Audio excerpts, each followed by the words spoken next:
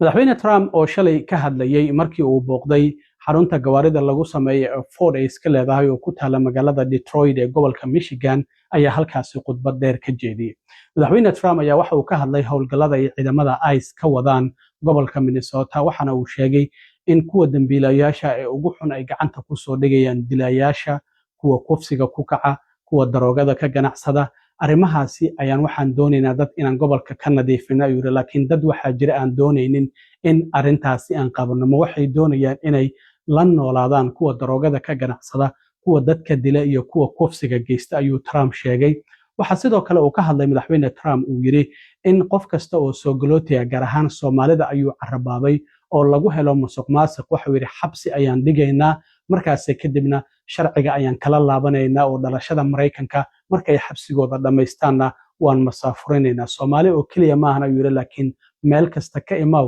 halkii aad ka timid ayaan dib kuugu celinaynaa ayuu yiri inta aan dhalashada kala laabano marka aad xabsigaada dhameysato. marka wuxuu yiri haddii aad u timaado in aad xaddo lacagaha canshuur bixiyaasha Mareykanku ay bixiyaan, xabsi ayaan ku gelinaynaa, sharciga waan kala laabanaynaa, kadibna waan ku masaafurinaynaa. haddaba madaxweyne Trump oo arrimahaasi khudbadii shalay uu ka jeediyay Detroit, Michigan ka hadlayayna waxa uu yiri Our ICE operation in Minnesota, for example, is finding hundreds of killers, violent predators, and child rapists, some of the worst criminal offenders anywhere in the world, murderers all over the place. All we want to do is get them out. Did you see the pictures that we put up? Hundreds of them. Murderers wanted for murder, wanted for the worst drug selling. One of them is one of the biggest drug dealers in the world. And vicious, sells bad drugs too. Bad drugs, like if you take a tiny little morsel, your child is dead. And we're getting them. But it's hard to get them because they make it so impossible for you. And you wonder why. Why would they do that? You know, do they want to live with murderers? Do they want to live with these people that are emptied out from prisons? They have a lot of people. We're also going to revoke the citizenship of any naturalized immigrant from Somalia or anywhere else who is convicted of defrauding our citizens. We're going to get them the hell out of here fast. And if you come to America to rob Americans, we're throwing you in jail and we're sending you back to the place from where you came. We're throwing you right in jail. And they know it too.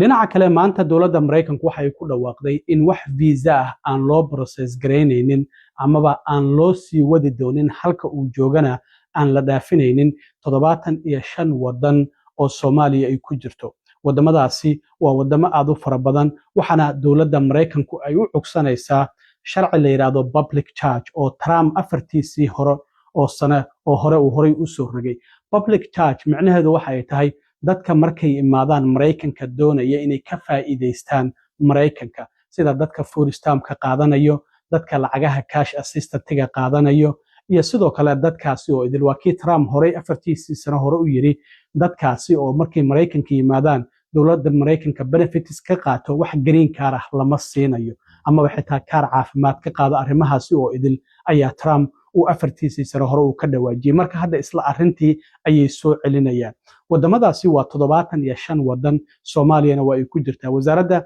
arrimaha dibadda waxa ay tiri waxa aan isticmaalaynaa siyaasad horay u soo jirtay, taasi aan eegayno dadka xaqa u leh soo galootiga oo marka ay Mareykanka yimaadaan doonaya inay noqdaan public charge oo Mareykanka ay ka faa'iideystaan deeqsinimadiisa dadka Mareykanku lacagaha canshuur bixiyaasha ay bixiyaan. marka 75 wadan dadka ka imaanaya ayay tiri wasaaradda arrimaha dibadda waxaa hakad la gelinayaa oo wasaaradda arrimaha dibadda ay hakad gelinaysaa in wax visa ah loo process gareeyo ilaa iyo inta laga qiimeynayo. isla markaana waxaan ka hortagaynaa ayay yiraahdeen in dadkaasi wadamada ajnabiga ah ka imaanaya ay ka faa'iideystaan lacagaha ceyrta oo Mareykanka ay bixiso iyo public benefitska sidoo kale dowladdu ay bixiso dadka shacabka la siiyo. marka waxay leeyihiin qof kasto noo imaanaya waa in uusan noqon qof inaga wax naga doonaya, waa inuu noqdaa qof wax nagu soo kordhinaya. marka sida hadda hadalkooda ka muuqata dadkaasi ma ahan dadka ay viisayaasha damaba xaas amaba lamaane isku dacwoonaya ama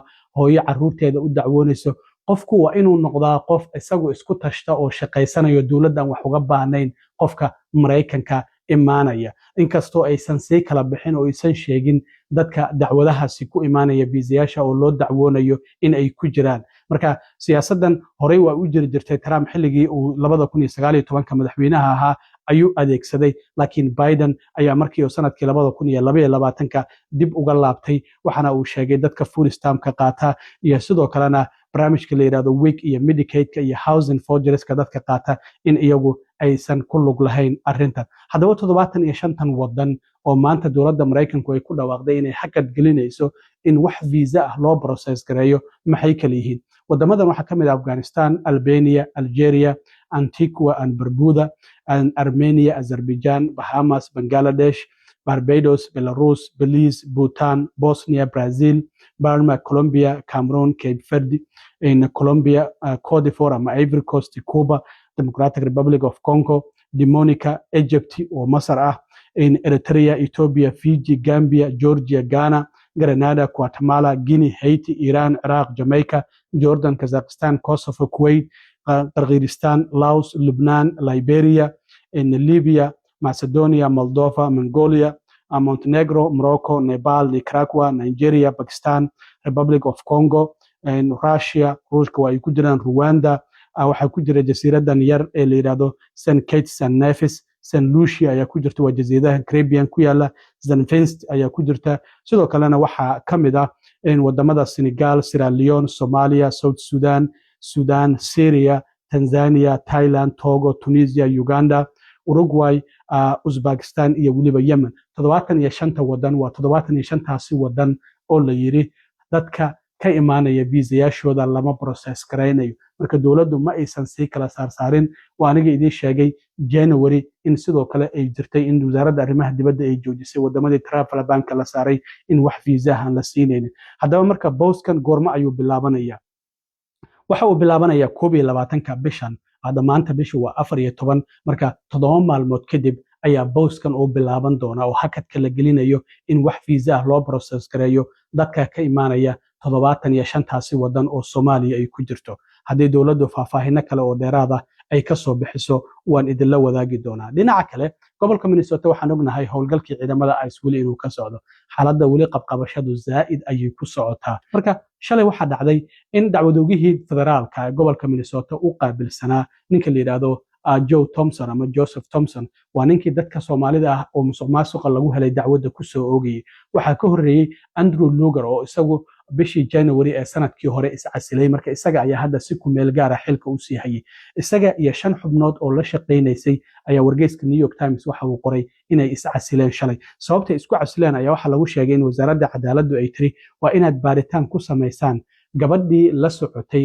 Renee Nicole Good oo arbacadii la soo dhaafay toddobaad ka hor askari ka tirsan ciidamada ICE oo Minneapolis ku dilay in lamaana isqaba ay ahaayeen waa dadkan qoomuluudka ay labadan gabdhood ahaayeen marka midda dhimatay iyo midda noolba marka Beck ayaa la yiraahdaa marka waxa la yiri gabadhaasi la socotay Renee Good markii ay dhimanaysay oo gaariga markaas xitaa doonaysay iyadoo dhinacaasi ka foosho inay wax dhaqdhaqaaqa ururo ay la leedahay ururo dhinaca bulshada u dhaqdhaqaaqa baaritaan ku sameeya marka waxay yiraahdeen intii la baari lahaa qofkii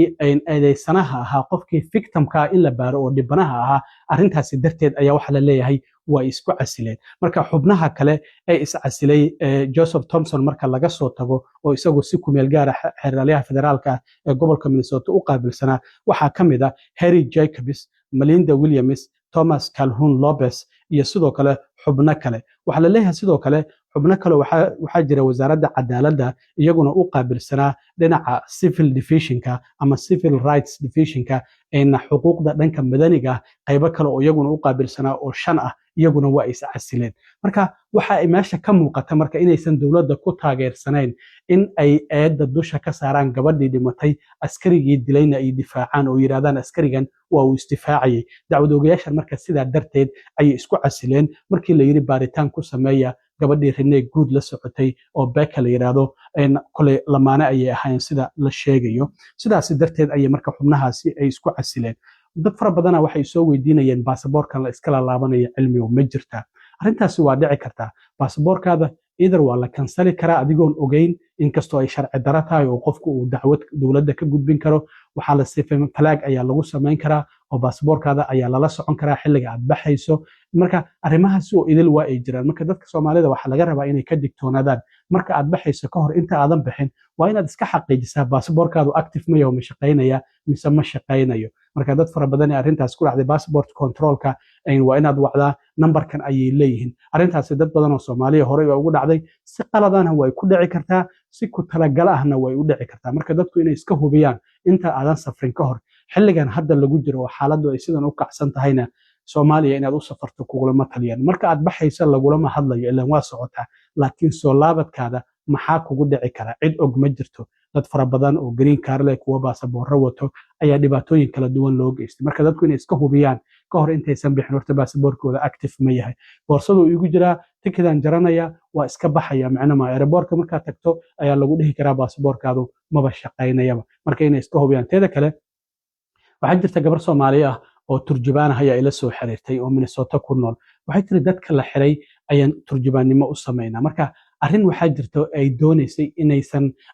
iyadu aysan ka hadlin laakiin aniga ila wadaagto oo ii soo gudbisay si aan idinkana idinla wadaago dadka la qabanayo gaar ahaan dadka waddanka sharci darrada ku soo galo darbi ka soo boodka magaca social media ugu qoran iyo magaca isku dhiibeen isku mid maaha marka qofka marka telefonkiisa waa laga qaadaya wax kasto ku jirana waa la ogaanaya qabiilka uu isku dhiibay iyo qabiilka uu yahay marka uu TikTok ku jirana isma lahan calan kale ayuu babinaya calankii uu sheegtaan ahayn dad kale ayuu difaacaya waxyaabaha soo idinla telefonkiisa ayay ku jiraan